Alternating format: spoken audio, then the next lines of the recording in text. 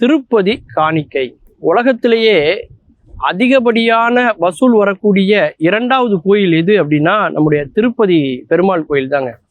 ஏழுமலையானுடைய அந்த கோயில், அதாவது ரோமன் கத்தோலிக்க திருச்சபைக்கு உட்பட்ட அந்த தேவாலயத்துக்கு அடுத்தபடியாக உலகத்திலேயே அதிக பணம் சேரக்கூடிய ஒரு இடம் நம்ம திருப்பதி வெங்கடாச்சலபதியினுடைய திருக்கோயில். சாமியிலேயே பணக்கார சாமி யாரு அப்படின்னு பார்த்தா நம்ம வெங்கடாச்சலபதி அப்படின்னு தான் நம்ம சொல்லுவோம்.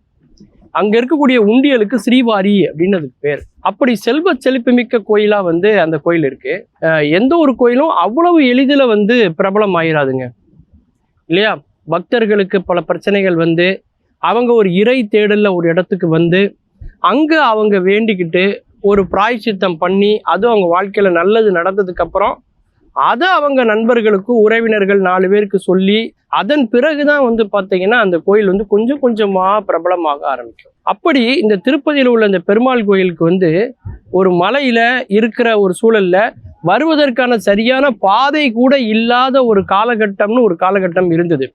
அப்படிப்பட்ட சூழல்ல என்ன பண்ணுனாங்க அப்படின்னாக்கா, தமிழ்நாட்டினுடைய பல பகுதிகளிலும் பார்த்தீங்கன்னா திருப்பதி பெருமாள் கோயிலுக்காக பிரசன்ன வெங்கடாச்சலபதி கோயில் அப்படின்னு நிறைய இடங்கள்ல கோயில்களை உருவாக்குனாங்க. ஏன்னா எல்லாராலையுமே அந்த மலைக்கு போக முடியாது, பாதைகள் சரியா இல்லாததுனால அவங்களுடைய குறையை நீக்கணும் அப்படிங்கிறதுக்காக இந்த மாதிரி ஏற்படுத்துறாங்க. அப்ப என்ன விதியை கொண்டு வந்தாங்க அப்படின்னா, இந்த பிரசன்ன வெங்கடாச்சலபதி கோயில வேண்டிக்கிட்டு அதே நேரத்துல பெருமாள் கோயிலுக்கு போகலாம். பெருமாள் கோயில்ல வேண்டிக்கிட்டதுக்கு உண்டான பலனை அங்க நம்ம ஏதாவது காணிக்கை செலுத்தணும் நம்ம வேண்டி இருந்தோம்னா அதை இந்த பிரசன்ன வெங்கடாச்சலபதி கோயில்ல செலுத்தலாம். ஆனா பிரசன்ன வெங்கடாச்சலபதி கோயில்ல வேண்டி இருந்தா அதை திருப்பதியில செலுத்தக்கூடாது, இங்கதான் செலுத்தணும் அப்படின்னு கொண்டு வந்தாங்க. ஏன்னா திருப்பதியில ஏற்கனவே செல்வம் சேர்ந்து கொண்டே இருக்கிறது. அதை சுற்றி இருக்கக்கூடிய மற்ற கோயில்களுக்கும் அந்த வருமானம் பகிர்ந்தளிக்கப்படணும் அப்படிங்கிறதுக்காக ஒரு நடைமுறையை அவங்க ஏற்படுத்துறாங்க.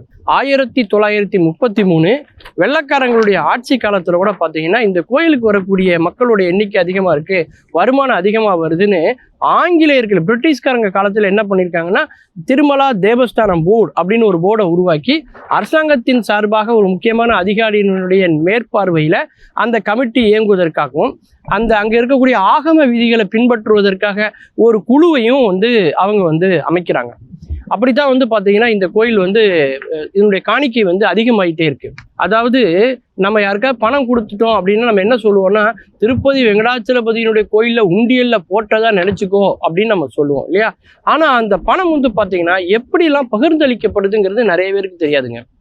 அந்த திருமலையில் இருக்கக்கூடிய அந்த திருப்பதியில் இருக்கக்கூடிய பெருமாள் கோயில் மட்டும் இல்லைங்க, அங்க இருக்கக்கூடிய வராகனுடைய ஆலயமா இருக்கட்டும், பத்மாவதி தாவியாருடைய ஆலயமா இருக்கட்டும், வெங்கடாச்சலபதியினுடைய ஆலயமா இருக்கட்டும், அங்க மொத்தம் 9 கோயில்கள் இருக்கு.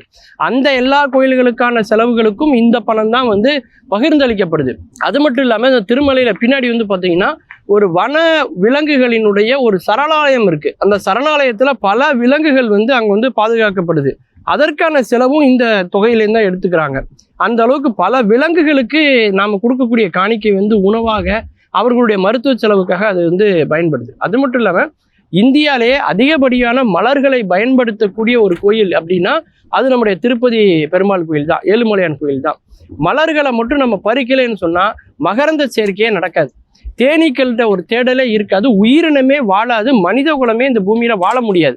அதற்காகத்தான் மலர்களை பறிக்கணுங்கிறதுக்காகத்தான் நம்முடைய பாரம்பரியத்திலே பார்த்தீங்கன்னா நம்ம பெண்கள் வெள்ளிக்கிழமை ஆனா மல்லிகைப்பூ வைக்கணும், திருமணமாக இருந்தாலும் நம்முடைய இறப்பாக இருக்கட்டும், வாழ்க்கையில் எந்த சடங்குகளாக இருந்தாலும் மலர்கள் முக்கியம், கோயில்களுக்கெல்லாம் இறைவனுக்கு மலர்களை சூடணும் அப்படிங்கிற பாரம்பரியத்தை நம்ம ஏன் ஏற்படுத்தினாங்க அப்படின்னு பார்த்தீங்கன்னாக்கா அங்கே நல்லது நடக்கணும் அதுக்காகத்தான். அது மட்டும் இல்லாமல் அங்கே பார்த்தீங்கன்னா பல மருத்துவமனைகள் நிர்வகிக்கிறாங்க, கல்விக்கூடங்கள் நிறைய நிறுவியிருக்கிறாங்க, 7000க்கும் மேற்பட்ட தொழிலாளர்கள் அங்கே இருக்காங்க, 7000க்கும் மேற்பட்ட அறைகள் இருக்கு, அவங்க தங்குவதற்கான உணவு, சாப்பாடு, தண்ணீர் அப்படின்னு பார்த்தீங்கன்னா அந்த பணம் பல நல்ல காரியங்களுக்காக இன்றைக்கும் பயன்படுத்தப்படுது. அந்த கோயிலில் இருக்கக்கூடிய அசையா சொத்துக்கள் மூலமாக வரக்கூடிய வருமானம், தங்க நகைகள் மூலமாக வரக்கூடிய வருமானம், அங்கே இருக்கக்கூடிய வங்கியினுடைய இருப்பு தொகையிலிருந்து கிடைக்கக்கூடிய வருமானம், அந்த லட்டு விற்பனையில் கிடைக்கக்கூடிய வருமானம், கோயிலுக்கு அன்னதானம் வழங்குறாங்களா அதுலேருந்து கிடைக்கக்கூடிய வருமானம், இப்படி பல வழிகளில் வரக்கூடிய வருமானங்கள் எல்லோருமே பலருக்கும் பகிர்ந்தளிக்கப்படக்கூடிய ஒரு பெரிய ஒரு பரோபகார பணியை செய்து கொண்டிருப்பது பார்த்தீங்கன்னா நம்ம திருப்பதியினுடைய காணிக்கைகள் மக்களுக்கு பயன்படுகிறது. மீண்டும் பல புதிய தகவல்களோடு அதில் அறியப்படாத பக்கங்களோடு உங்களை சந்திக்கிறேன். நன்றி, வணக்கம்.